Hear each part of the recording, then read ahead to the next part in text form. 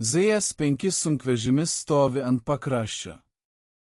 Platformoje 16 raketų sistemų žiūri į dangų. 14 Liepos 1941 metų. Orša, Baltarusija. Kapitonas Aleksandras Vasiljevas deda ranką ant paleidimo svirties. Tai istorija apie tai, kaip 7 sekundės ugnies amžinai pakeitė vokiečių požiūrį į sovietinę ginkluotę. 14 Liepos 1941 metų 6 valanda ryto, miškas 20 km nuo Toršos. Kapitonas Aleksandras Vasiljevas stovi šalia ZS-5 sunkvežimio ir žiūri į raketų sistemas. 16 plieninių bėgių kyšo po 45 laipsnių kampu. Kiekvienas sviedinys S-82 132 cm ilgio, 18 kg sprogstamosios dalies. Vasiljevas rūko makhorką, dūmai graužia akis. Rankos nedreba. Jis yra pirmosios eksperimentinės reaktyvinės artilerijos baterijos vadas. 7 bei 13 raketų sistemos. 112 sviedinių paruošti šūviui. Už nugaros 23 dienas karo. Priešais geležinkelio mazgas Orša. Vokiečių konvojai su municija ir kuru stovi ant bėgių. Vyresnysis seržantas Kuznecovas priartėja iš šono, praneša šnabždesiu. Žvalgyba patvirtino. Konvojai vietoje. Apsauga minimali. Vokiečiai nesitiki smūgio. Vasiljevas linkteli, žiūri į laikrodį. 16:30 po valandos prasidės. Jis prisimena poligoną po Maskvą. Mai 1941. Naujos sistemos bandymas. Maršalas Tuchacevskis stovėjo šalia konstruktorių. Pirmas BM-13 šūvis nutraukė tylą. 16 ugninių uodegų pakilo į tikslą. 7 sekundės. Taikiniai nustojo egzistuoti. Tuchacevskis šypsojosi, kalbėjo apie reaktyvinės artilerijos ateitį. Po to atėjo 37 metai. Tuchacevskį sušaudė, projektas buvo sustabdytas. Reaktyvinė artilerija buvo pripažinta beperspektyvė. Per brangu, per nepreciziška, per sudėtinga gamyboje. 3 metai vystymo archyve. 22 birželio 1941 pakeitė viską. Vokiečiai perėjo sieną. Po 5 dienų aukščiausioji vadovybė prisiminė BM-13 projektą. Įsakymas – skubiai organizuoti gamybą, sukurti eksperimentinę bateriją, rasti komandą. Rado Vasiljevą, jam 32 metai. Artilerijos kapitonas, Suomijos karo dalyvis, 3 sužeidimai, Raudonosios žvaigždės ordinas. Kai jam parodė BM-13 sistemą, jis 5 minutes tylėjo, žiūrėjo į raketų sistemas, liečias nukreipimo mechanizmą, klausė apie imuniteto atsargas. Jam buvo suteikta savaitė pasiruošimui. 7 sistemos, 112 sviedinių, 42 žmonės. Įsakymas išbandyti mūšyje, įrodyti efektyvumą arba amžinai pamiršti reaktyvinę artileriją. Vasiljevas pasirinko žmonės pats. Tik savanoriai. Tik tie, kurie supranta riziką. Mechanikas vairuotojas Sergejus Gromovas, šaulys Petras Sokolovas, pabūklų vadas Ivanas Morozovas. Kiekvienas profesionalas, kiekvienas žino klaidos kainą. Mokymas truko 4 dienas. BM-13 sistema reikalavo tikslumo. Kiekvienas sviedinys svėrė 18 kilogramų. Įkrauti reikėjo rankiniu būdu. 16 sviedinių 40 minučių darbo. Tada nukreipimo mechanizmas azimutas. Aukščio kampas. Atstumas iki tikslo. Svarbiausia – reakcijos greitis po šūvio. 7 ugnies sekundės demaskuoja poziciją. Vokiečių artilerija atsakys per 3 minutes, tai reiškia, kad reikia spėti pasprukti per 2. Taktika paprasta. Iššovė. Dingo. 9 Liepos baterija išvyko iš Maskvos. Konvojus. Šiluminiai vagoniai. Sistemos paslėptos po įprastais sunkvežimiais. Audeklas slepia raketų sistemas. Dokumentai netikri. Maršrutas slapta. Netgi mašinistai nežino, ką veža. 12 Liepos atvyko į Oršos apylinkes. Žvalgyba rado poziciją. Miškas. Tankus augalijos sluoksnis. Žvyrkelis link greitkelio. 3 kilometrai iki geležinkelio mazgo. Idealiai tinka netikėtai atakai. 13 Liepos pradėjo pasiruošimą. Paslėpė įrenginių šakomis, paruošė atsitraukimo maršrutą, patikrino taikymo mechanizmus. Vasiljevas asmeniškai patikrino kiekvieną sviedinį. 82 mm kalibras raketinis variklis ant parako užpildo smūginio veikimo detonatorius. Naktį iš 13 į 14 mažai miegojo. Vasiljevas vaikščiojo tarp įrenginių, tikrino žmonių nuotaiką. Gromovas juokavo apie vokiečių reakciją. Sokolovas tylėjo. Morozovas valė pistoletą. Kiekvienas su įtampa susitvarkė savaip. 5 valandą ryto pakilimas. Lengvi pusryčiai, sausainiai, koncentratas, verdantis vanduo iš katiliuko. Niekas nekalba apie galimą žūtį, niekas nesiskiria, tiesiog ruošiasi darbui. 16:30. Vasiljevas surenka artilerijos vadus. Paskutinis instruktažas. Tikslas – geležinkelio mazgas. Ešelonai su amunicija, sandėliai su kuru. Atstumas 3 km 200 metrų. Pakilimo kampas 47 laipsniai. Azimutas 235. Ugnis pagal komandą. Atsitraukimas iškart po to 7 valandą. Užimti pozicijas. 7 mašinos išsidėsto eilėje. Intervalas 50 metrų. Vektorai žiūri į rytus. Vasiljevas stovi centre, mato visus įrenginius, pakelia ranką. Taikytojai koreguoja kampą. Azimutas 235. Pakilimas 47. Tikrina paleidimo mechanizmą. Vasiljevas žiūri į laikrodį. 17:30. Laukia lygiai 17:15. Simboliška. 17:04. Miško tyluma slegia ausis. Paukščiai tyli. Vėjas nurimo. Net lapai nesižvanga. Gromovas suspaudžia vairą. Sokolovas laiko ranką ant paleidimo svirties. Morozovas žiūri į Vasiljevą.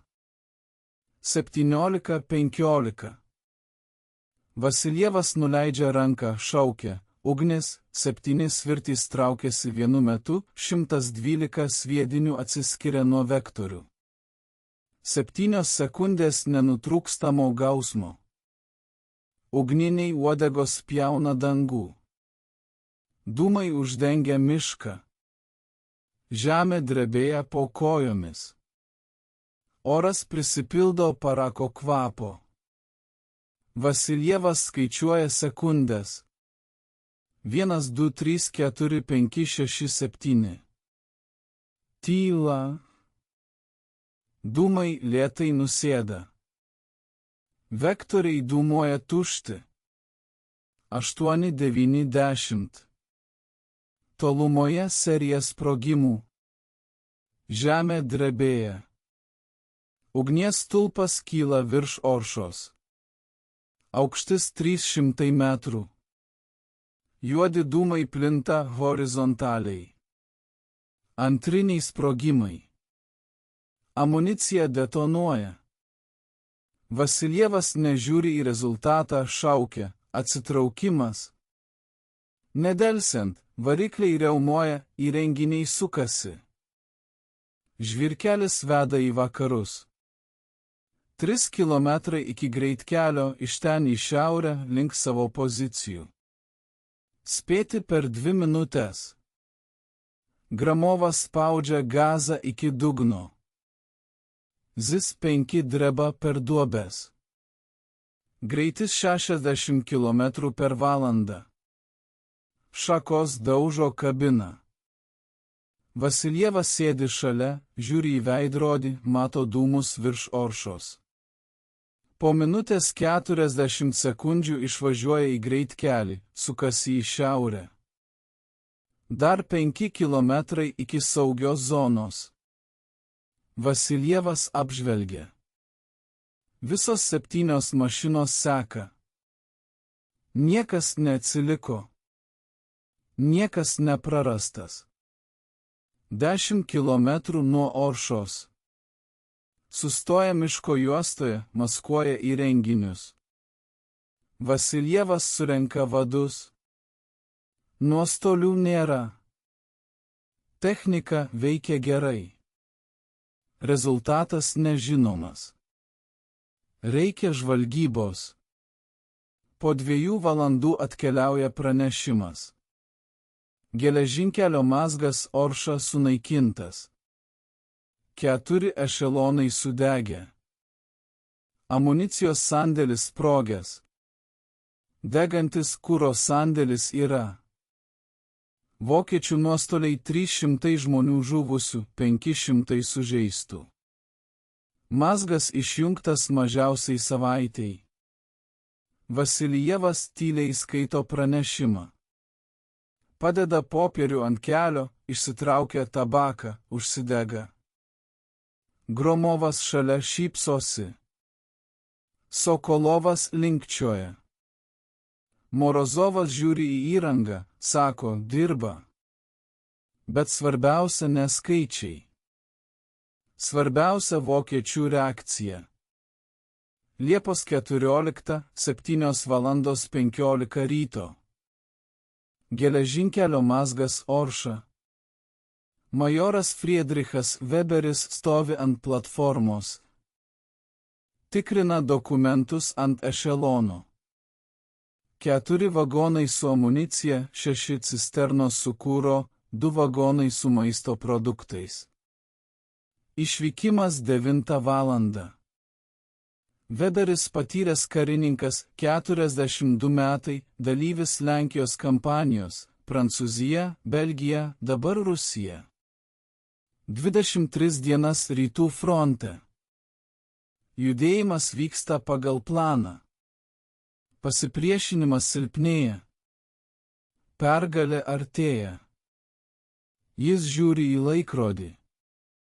7:16 galvoja apie pusryčius, tada girdi švilpimą. Neįprastas garsas, aukštas, ilgai trunkantis, panašus į sireną. Bet iš kur sirena miške? Weberis pakelia galvą, mato ugninius uodegas, 11-12 skaičiuojant skrenda iš vakarų. Aukštis 300 metrų, greitis milžiniškas, trajektorija beveik tiesi. Kryptis geležinkelio mazgas. Pirmas mintis – aviacijos, reaktyviniai sviediniai, naujas ginklas. Bet lėktuvų nematyti. Dangus švarus. Iš kur sviediniai? Antra mintis – bėgti, bet jau per vėlų. Pirmas sviedinys pataiko į cisterną su kuru. Sprogimas. Gaisro kamuolys aukštis 50 metrų. Weberis nukrenta nuo sprogimo bangos. Ausys užsikemša, galva skamba. Antras sviedinys, trečias. Ketvirtas. Sprogimų serija susilieja į vieną nenutrūkstamą triukšmą. 7 sekundės pragarą. Žemė drebėja. Ora dega. Weberis guli ant platformos. Rankos dengia galvą. Kvėpuoti neįmanoma. Oksigenas išsunkia sprogimai. Tyla santykinė. Kuras dega. Detonuoja amunicija, šaukia sužeistieji. Weberis pakyla, žiūri aplink. Geležinkelio mazgo jau nebėra. 4 ešelonai virto metalo krūva. Bėgiai iškreipti. Platformos išmėtytos. Amunicijos sandėlis dega. Antriniai sprogimai kas 10 sekundžių. Weberis mato kūnus. Daug kūnų. Kareiviai guli ten, kur stovėjo. Kai kurie apdegę, kai kurie sužeisti šrapneliais. Gyvųjų mažai. Kas gali, ropoja nuo ugnies. Leitenantas Schmidt bėga pas Weberį. Veidas su suodžiais. Uniforma suplėšyta, šaukia. Kas tai buvo? Weberis neatsako, nežino. Praėjus 15 minučių atvyksta štabo karininkas pulkininkas Klausas Mülleris. Žiūri į griuvėsius, reikalauja paaiškinimų. Weberis praneša. Nežinomas ginklas. Reaktyviniai sviediniai paleisti iš maždaug 3 km atstumo. Lėktuvų nebuvo, artilerijos nematėme. Ugnis truko 7 sekundės. Mülleris tyli, išsitraukia bloknotą, užrašo. Kiek sviedinių? Weberis galvoja daugiau nei 100. Gal 120? Tiksliai pasakyti neįmanoma. Mülleris įsako rasti priešo poziciją. Nedelsiant. Žvalgyba juda į vakarus. Peržvelgia mišką. Randa pėdsakus. 7 pozicijos, atstumas 50 metrų, nupjauta žolė. Kelių pėdsakai, kryptis į vakarus. Persekiojimas beprasmiškas. Priešas pasitraukė iš karto po salvės. Dabar jau toli. Mülleris įsako užfiksuoti viską, išmatuoti atstumą iki mazgo, nustatyti trajektorijos kampą, rasti sviedinių šrapnelius. Po 2 valandas atkeliauja preliminarus pranešimas. Atstumas iki mazgo 3 km 200 metrų. Trajektorija beveik horizontali. Pakilimo kampas maždaug 45 laipsniai.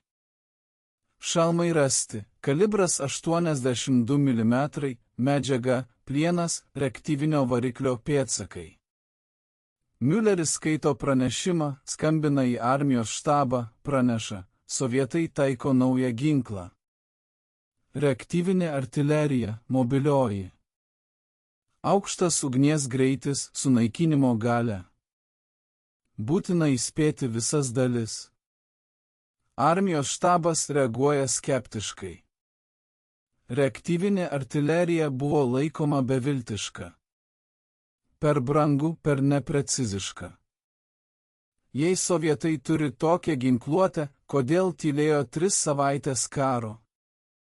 Galbūt atsitiktinumas?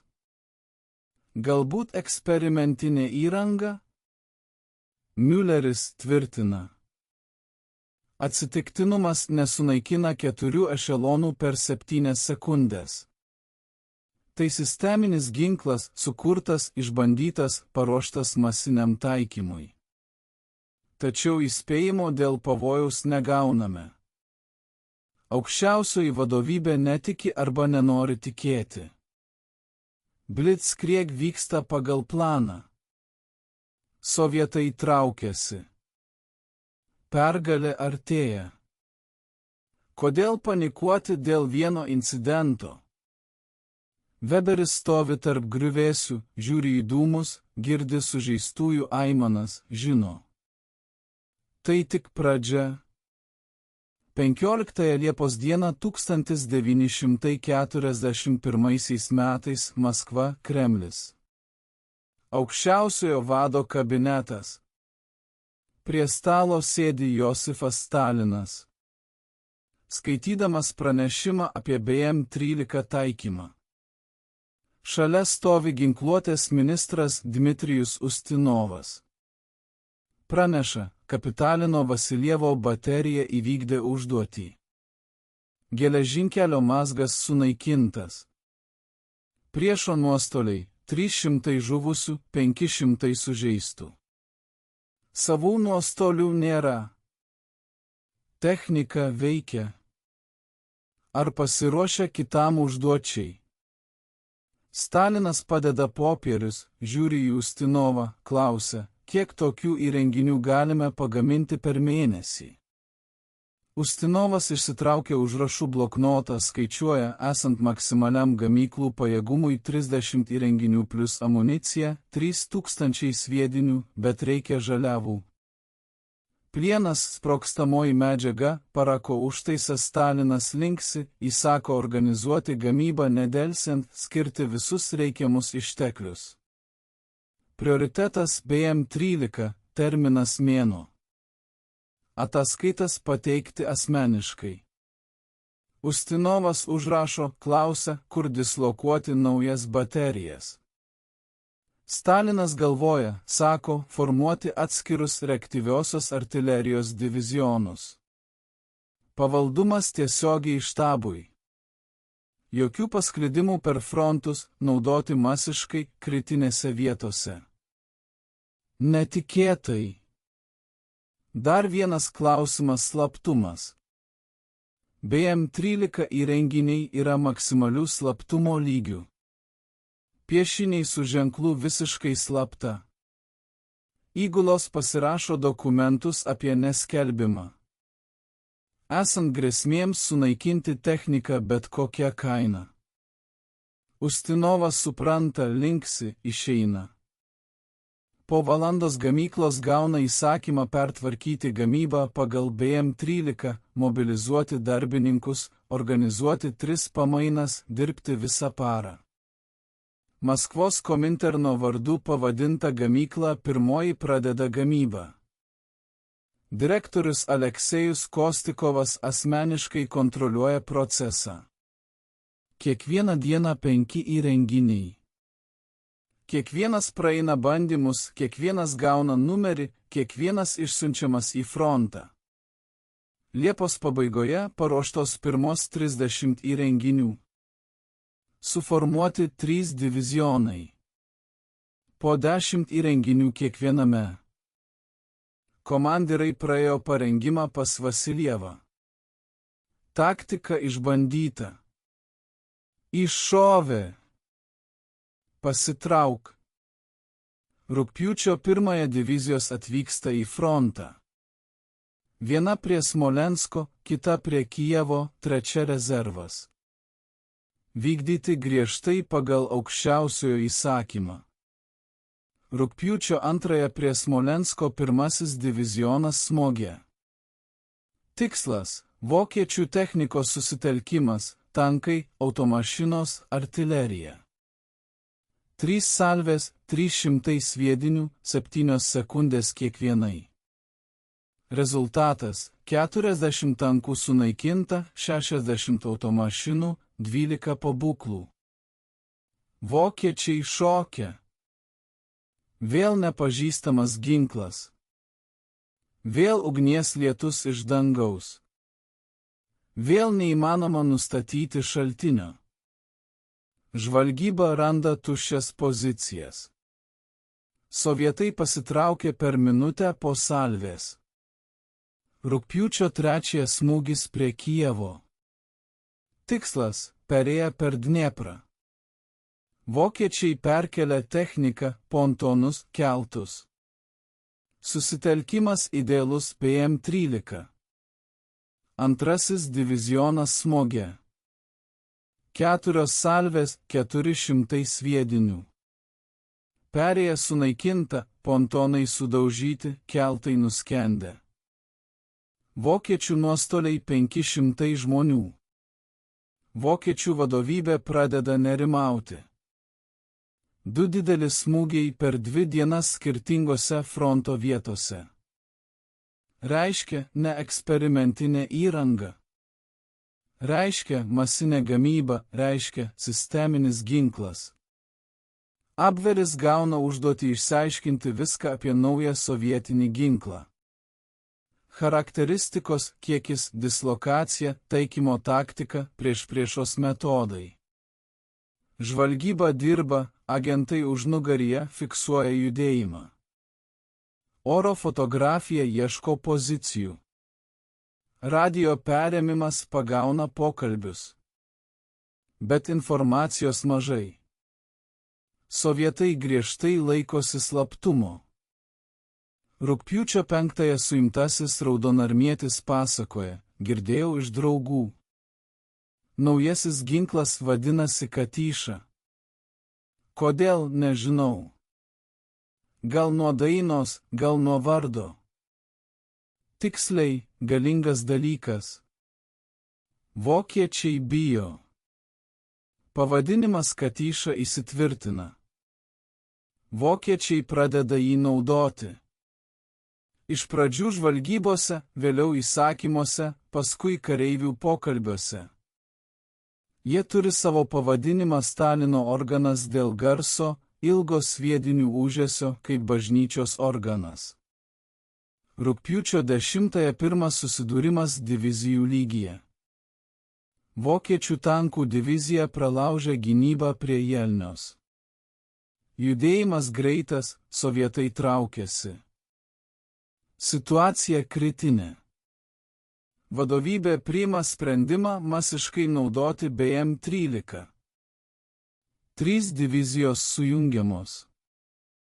30 įrenginių, 400 sviedinių kiekvienam. Iš viso 14 000.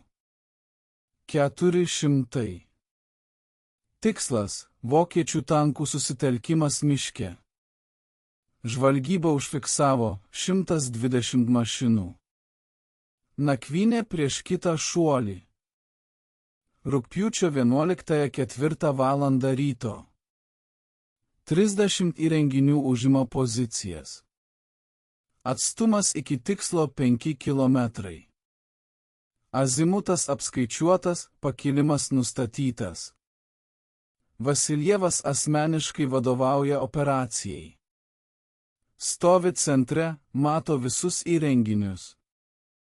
4:30. Komanda ugnis. 30 įrenginių šaudo vienu metu, 480 sviedinių ore. 7 sekundės. Tada dar viena salvė. Dar 7 sekundės. Iš viso 3 salvės. 21 sekundės ugnies. 140 sviedinių griūva ant miško. Rezultatas viršija lūkesčius. 120 vokiečių tankų virsta metalo krūva. Ugnis sunaikina viską – techniką, amuniciją, žmones, Miškas dega. Dūmai matomi už 50 km. Vokiečių vadovybė panikoje. Visa tankų divizija išvežta iš kovos per 21 sekundę. Be aviacijos, be kontratakų. Tiesiog ugnis iš dangaus. Neįmanoma apsisaugoti, neįmanoma atsakyti, neįmanoma net nustatyti, iš kur šaudo. Generolas Guderian rašo, štabas grupės armijų centre reikalauja skubiai parengti taktiką priešpriešai. Sovietų reaktyvinė artilerija keičia karo taisyklės. Senieji metodai nebeveikia. Reikia naujų požiūrių, tačiau kaip požiūrių, kaip apsisaugoti nuo ginklų, kurie šaudo iš tolo, nematomai greitai išsklaido kariuomenę, tačiau tada sumažėja smūgio galia, maskuoti pozicijas. Bet Katyša smogė į aikštelės, statyti slėptuves, tačiau laiko nėra. Vienintelis būdas užimti įrenginius, išstudijuoti, suprasti veikimo principą, sukurti kontrmėgius. Abwehr gauna įsakymą bet kokią kainą gauti Katyšą, gyvą arba mirusį. Rugsėjis 1941. Frontas prie Viazmos.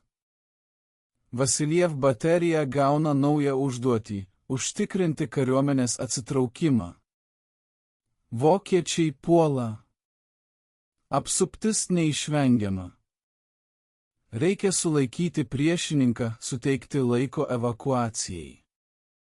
Vasiljev studijuoja žemėlapį. Pozicija pasirinkta. Aukštuma 317. Peržiūra puiki. Atstumas iki vokiečių kolonų 4 km. Tačiau atsitraukimas komplikuotas. Vienas žvyrkelis miškas aplink. Jei vokiečiai nutrauks kelią, apsuptis. Rizika didelė, tačiau įsakymas yra įsakymas. 20 rugsėjo baterija užima poziciją. 7 įrenginiai, 112 sviedinių kiekvienam. Laukia vokiečių kolonos. 21 rugsėjo 9 val. Ryto. Žvalgyba praneša, kolona juda. Tankai, automobilių, artilerija. Skaičius apie 2000 žmonių. Greitis 20 km per valandą. Po valandos bus smūgio zonoje. 10 valandų. Kolona 4 km. Vasiljev įsako pasiruošti. Nurodytojai koreguoja kampą. Mechanikai tikrina variklius. Visi pasiruošę atsitraukimui. 10:30. Kolona smūgio zonoje. Vasiljev duoda komandą. Ugnis. 7 įrenginiai šaudo. 112 sviedinių skrenda į tikslą. 7 sekundės sprogimai. Ugnis, dūmai. Vokiečių kolona sustoja. Panika. Nuostoliai milžiniški. Vasiljev nelaukia, šaukia. Atsitraukimas. Įrenginiai apsisuka. Žvyrkelis į vakarus. Greitis maksimalus. Bet vokiečiai greitai reaguoja. Motociklininkai kyla iš vietos, persekioja bateriją. Tikslas neleisti pabėgti, užimti įrenginius. Vasiljev mato persekiojimus veidrodyje. Skaičiuoja 12 motociklų, ant kiekvieno 2 žmonės. Atstumas 300 metrų. Sumažėja. Įsako Gromovui šauti iš kulkosvaidžio. Gromovas išlenda iš kabinos. DP 27 ant peties. Serija, pirmas motociklas krenta. Antras. Trečias. Likę atsilikę. Ieško slėptuvės. Šaudo judėdami. Kulkos švilpia pro šalį. Vasiljev prisiglaudžia. Gromovas tęsia šaudymą. Po 5 kilometrų persekiojimas nutraukiamas. Vokiečiai atsilikę. Baterija grįžta į savo pozicijas. Nuostoliai. Vienas žmogus sužeistas. Technika sveika, bet situacija blogėja. 24 rugsėjo vokiečiai uždaro apsupimo ratą. Vasiljev baterija apsuptyje. Kartu su 2 divizijomis proveržis neįmanomas. Munitacijos trūksta.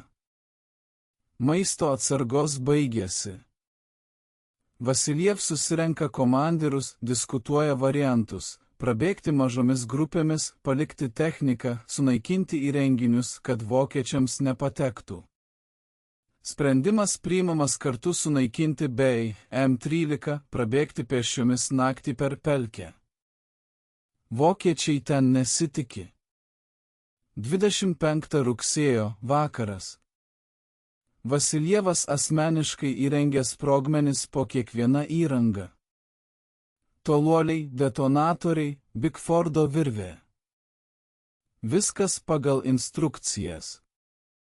22 valanda. Sprogimas. 7 sprogimai vienas po kito. Įranga virsta metalo laužu. Vadybos kreipiniai iškreipti. Mechanizmai sunaikinti. Vokiečiai nieko negaus. Naktį baterija traukėsi. 42 žmonės. Per pelkės.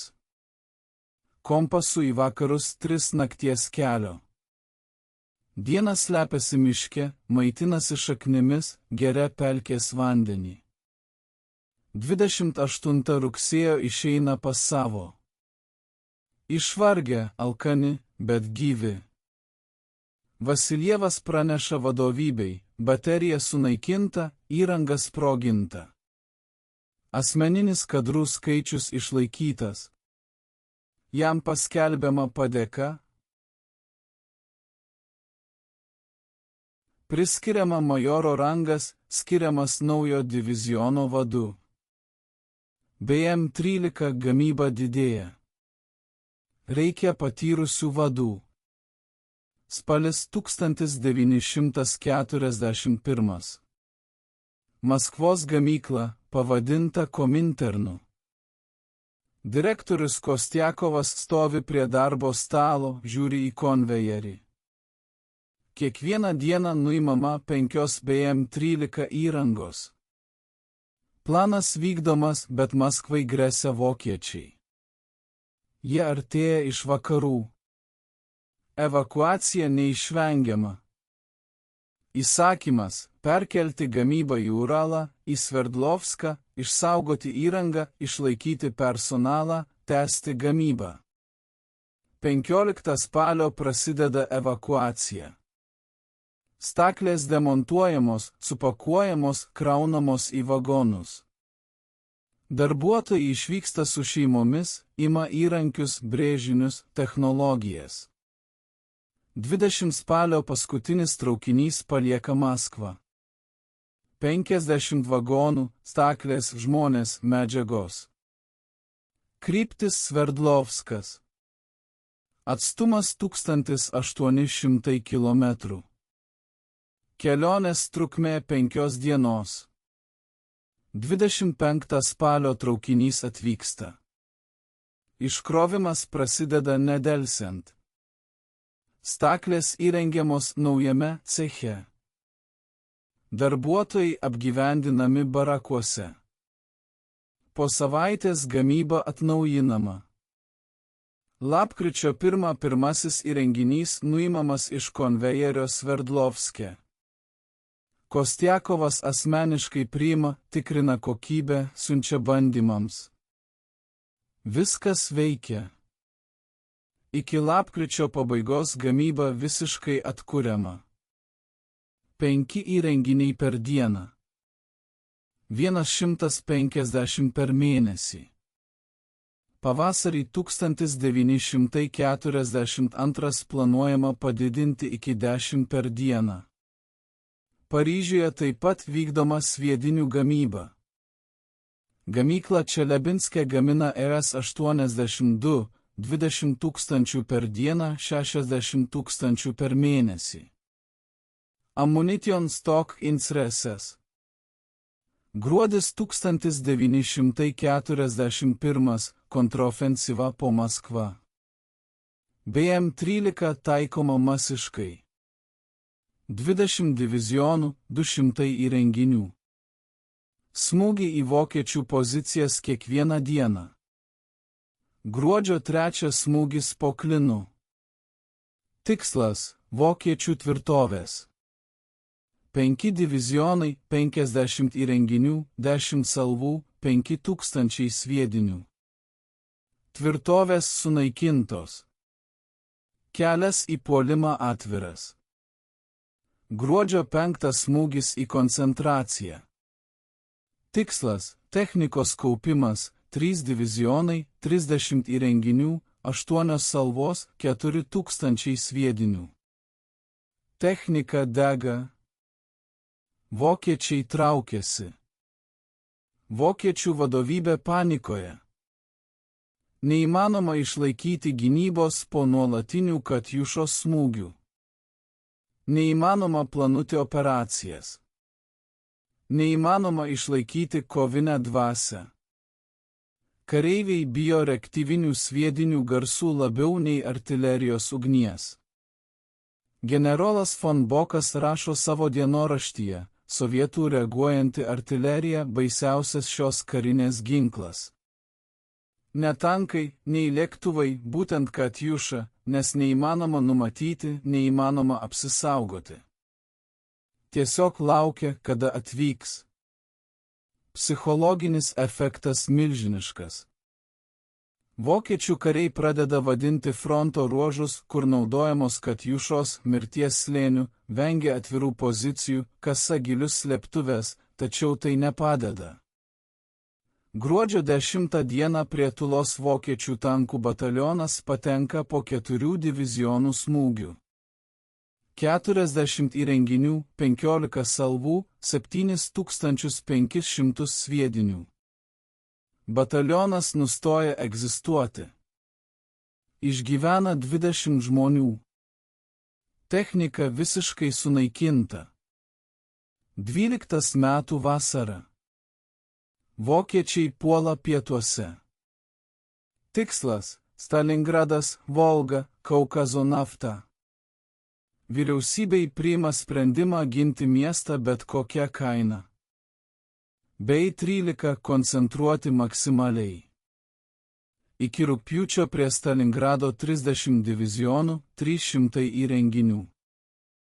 Didžiausias reaktyviosios artilerijos sutelkimas visos karo metu. Naudoti masiškai prieš technikos susitelkimus, prieš įtvirtinimus, prieš perėjas. Rugpjūčio 23 dieną vokiečiai pasiekia Volgą. Prasideda kovos mieste, įnirtingos, žiaurios. Kiekvienas namas tvirtovė, kiekviena gatvė fronto linija. Bei 13 naudoja iš kairiojo Volgos kranto, šaudo per upę. Atstumas 3–4 kilometrai. Tikslai – vokiečių pozicijos. Mieste tikslumas nėra idealus, tačiau sunaikinimo plotas kompensuoja. Rugsėjo 1 dieną masyvus smūgis, 20 divizionų, 200 įrenginių, 30 salvų. 15 000 sviedinių. Tikslas – Raudonojo Spalio gamyklos rajonas. Vokiečiai ten sutelkė tankus, pėstininkus, artileriją. Rezultatas viršija lūkesčius. Gamyklos virsdamas griuvėsiais. Vokiečių nuostoliai – 1000 žmonių, 50 tankų, 30 patrankų. Puolimas sustabdytas 3 dienoms. Rugsėjo 15 dieną naujas smūgis. Tikslas – MMF kalnas. Vokiečiai užėmė aukštumą, sustiprėjo. 15 divizionų, 150 įrenginių, 20 salvų, 10 000 sviedinių. Kalnas dega. Žemė išarti. Įtvirtinimai sunaikinti. Sovietų pėstininkai puola, atsiima aukštumą. Vokiečiai kontratakuoja. Vėl Katjušos, vėl salvos. Kalnas pereina iš rankų į rankas 13 kartų. Kiekvieną kartą bei 13 ruošia dirvą puolimui. Spalis lapkritis. Kovos nenutyla, Katjušos dirba kasdien. Kartais po kelias salvas per dieną. Šaudmenų atsargos labai didelės. Gamyklos vos spėja gaminti sviedinius. Lapkričio 19 dieną prasideda kontrpuolimas. Operacija Uranas. Tikslas – apsupti vokiečių grupuotę. Bei 13 atlieka raktinį vaidmenį. 50 divizionų sutelkti per sienos pertrauką. 7:30 ryto artilerijos pasiruošimas, 80 minučių nenutrūkstamos ugnies. Tada Katjušos, 50 divizionų, 500 įrenginių, 40 salvų, 20 000 sviedinių. Vokiečių gynyba sunaikinta. Pėstininkai juda į priekį. Tankai perrauna liniją. Po 3 dienų apsupimo žiedas užsidaro. 300 000 vokiečių kareivių katile. Bei 13 tęsia darbą. Šaudo į apsuptuosius, neduoda atokvėpio. Generolas Paulius rašo štabui, sovietų artilerija neleidžia pakelti galvos, ypač reaktyvi. Katjušos kerta viską gyvą. Nuostoliai auga, šaudmenys baigėsi.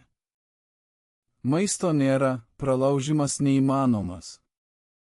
Vasario 2 diena, 1943 metais Paulius pasiduoda, Stalingrado mūšis baigtas.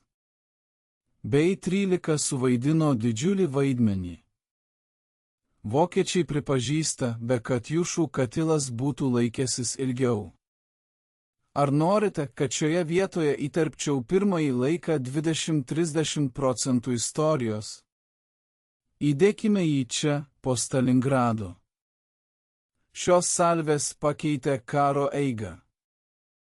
Ir jei istorija apie tai, kaip 7 sekundės ugnies apvertė vokiečių supratimą apie sovietinį ginklą, tave sužavėjo, paspausk patinka, kad parodytum, jog tokių dokumentinių istorijų turi būti daugiau. Tęsime. 2043 metais. Kursko lankas. Vokiečiai ruošia puolimą. Operacija Citadelė. Tikslas nukirsti išsikišimą, apsupti sovietų pajėgas, susigrąžinti iniciatyvą. Sovietų žvalgyba žino apie planus ir ruošiasi gynybai. Ešelonuota, gili, priešlėktuvinė. Bei 13 dislokuojama masiškai. 100 divizionų, 1000 įrenginių. Ammunition izhugė, 100 000 sviedinių. Liepos 4 prasideda priešo artilerijos paruošimas. Vokiečiai smūgiuoja į pirmąją gynybos liniją, ruošiasi proveržiui. Sovietų vadovybė laukia. Katjušos tyli, taupo amuniciją lemiamam momentui. Liepos 5 vokiečiai pradeda puolimą.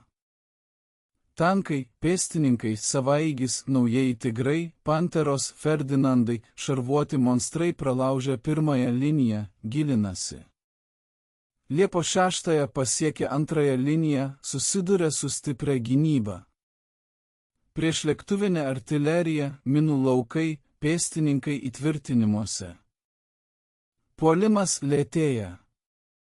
Liepos 7 sovietų vadovybė priima sprendimą masiškai naudoti katiušas. Tikslas – priešo tankų grupuotės. 100 divizionų, 1000 įrenginių, tuo pačiu metu ugnis. 15:0.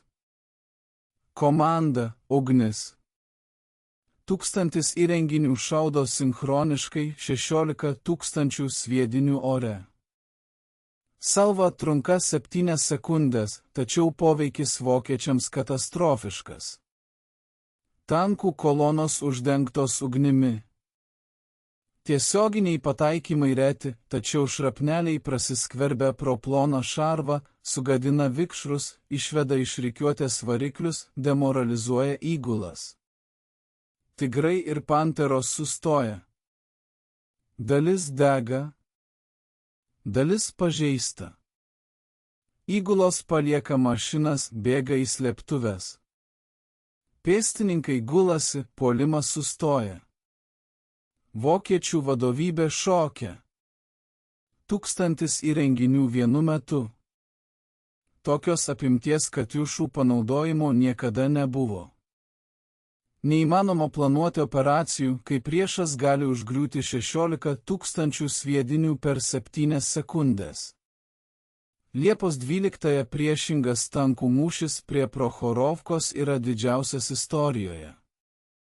Iš abiejų pusių apie 1200 tankų.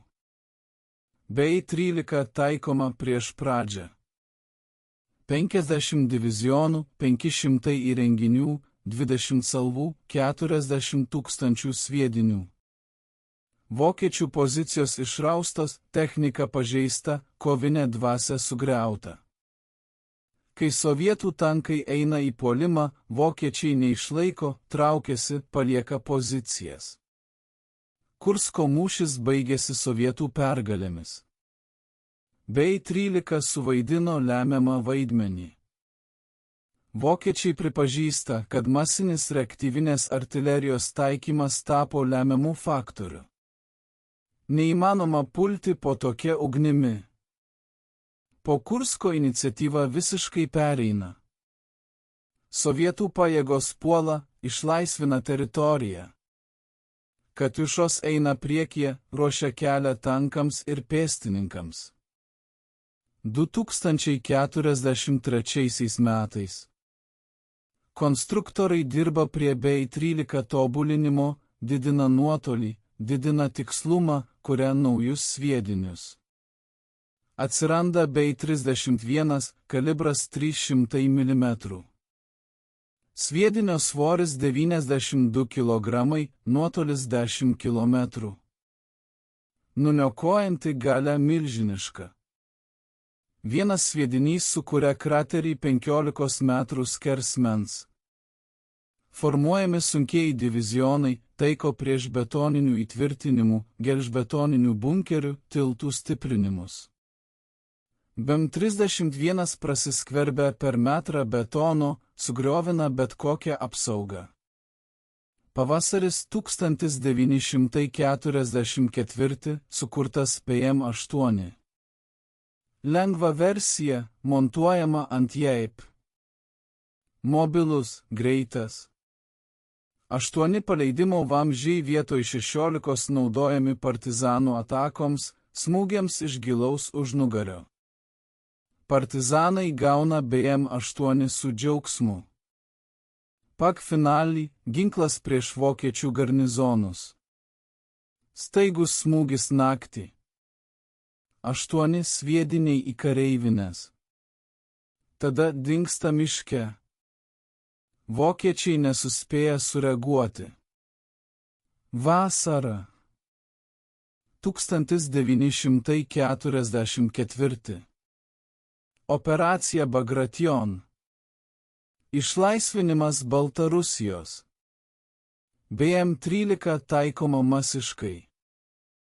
200 divizionų, 2000 įrenginių. Šaudmenų. Komplektas 300 000 sviedinių. 23 birželio artilerijos paruošimas. Galingiausias per visą karą 120 minučių nepertraukiamo ugnies. Tada Katjušos 200 divizionų, 2 smūgiai, 64 000 sviedinių per 4 sekundžių. Vokiečių gynyba visiškai sugriauta. Apkasai užversti, įtvirtinimai sunaikinti, ryšys sutrikdytas, valdymas prarastas. Sovietų pajėgos prasiskverbė per frontą iki pat gilumos. Po mėnesio Baltarusija išlaisvinta. Armijų grupė Centras sugriauta. Vokiečių nuostoliai 350 000 žmonių. Bent 33 turėjo lemiamą vaidmenį. Metai. Sovietų pajėgos Vokietijos teritorijoje. Berlyno operacija. Paskutinė didžioji operacija karo. Bent 33 taikomos maksimaliai, 300 divizionų, 3000 įrenginių, 500 000 sviedinių. Tikslas – Berlyno tvirtinimas. Betono sienos, barikados, ugnies taškai. 16 balandžio pradedamas šturmas. Artilerijos paruošimas trunka 3 valandas. Tada Katjušos 300 divizionų, 5 smūgiai, 120 000 sviedinių. Berlynas dega. 1 gegužės raudona vėliava virš Reichstago. 2 gegužės garnizono kapituliacija. 8 gegužės kapituliacija Vokietijos. Karas baigtas. Bent 33 nuėjo kelią nuo Oršos iki Berlyno. Nuo pirmo smūgio iki paskutinio istorija baigėsi pergale. Bet tokių istorijų, apie kurias tylėjo mokomieji vadovai, dar tūkstančiai. Prenumeruok, kad nepraleistum kitos. Apie žmones, techniką ir įvykius, pakeitusius karo eigą. Tęsime. 9 gegužės 1945 metai Maskva, Raudonoji aikštė, pergalės paradas.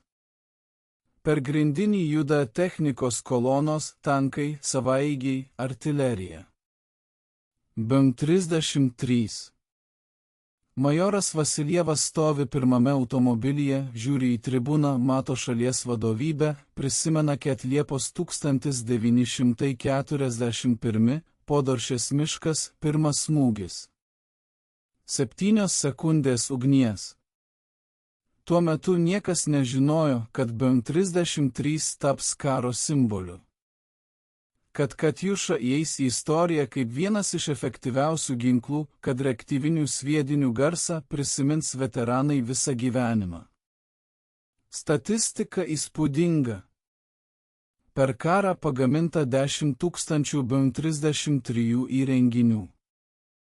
Išleista 12 milijonų sviedinių.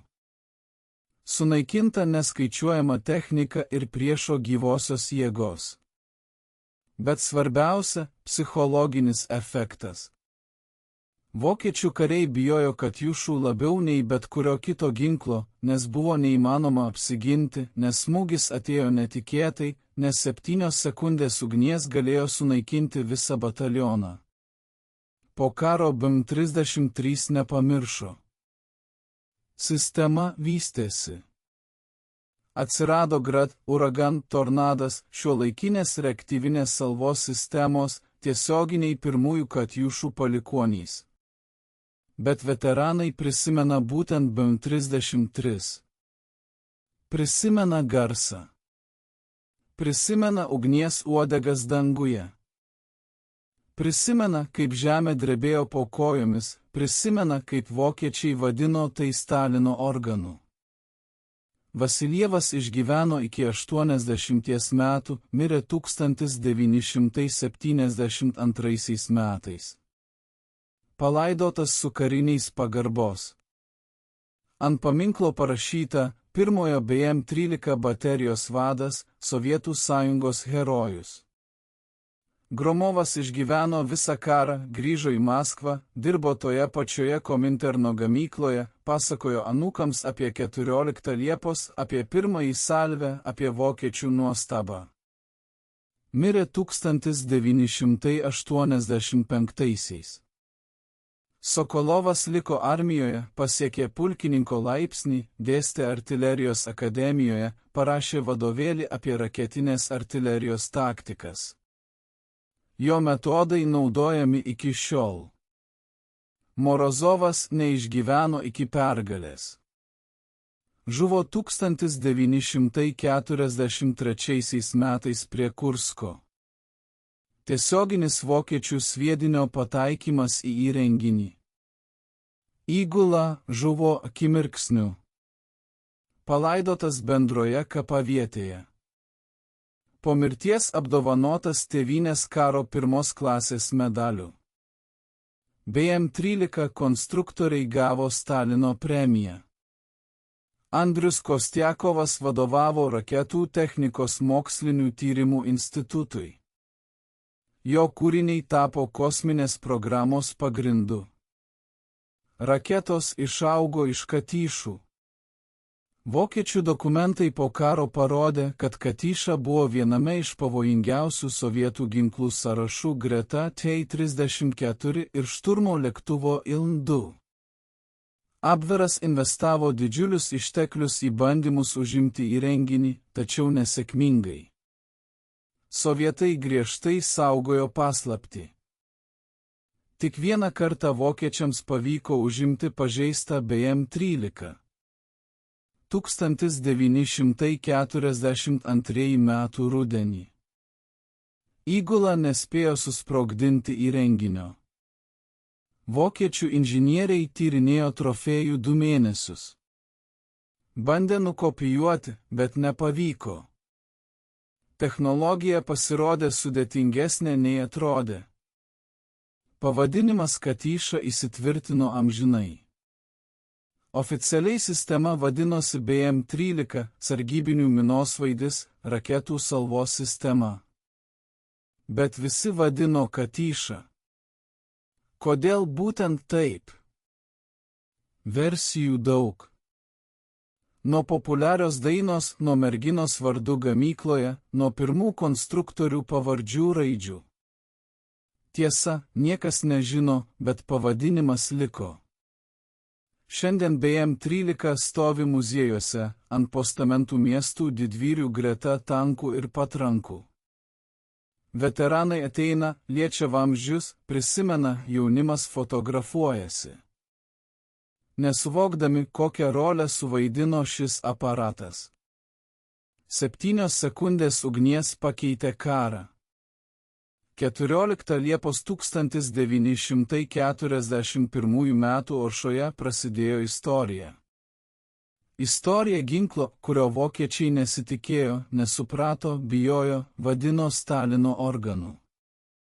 Kapitonas Vasiljevas ir jo 42 žmonės nežinojo, kad taps pirmieji, kad jų salvė įeis į istoriją, kad jų taktika, šaudimas ir dingimas taps klasikinė.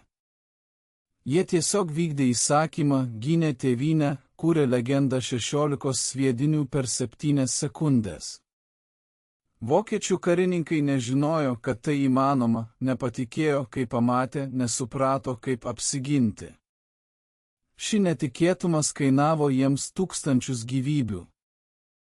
Šimtai technikos vienetų, milijonai baimės valandų. Katyša tapo simboliu ne tik ginklo, bet ir sovietų tvirtumo, inžinerinės minties, gebėjimo sukurti ką nors naujo kritiniu momentu, paversti atmestą projektą lemiamų karo ginklų.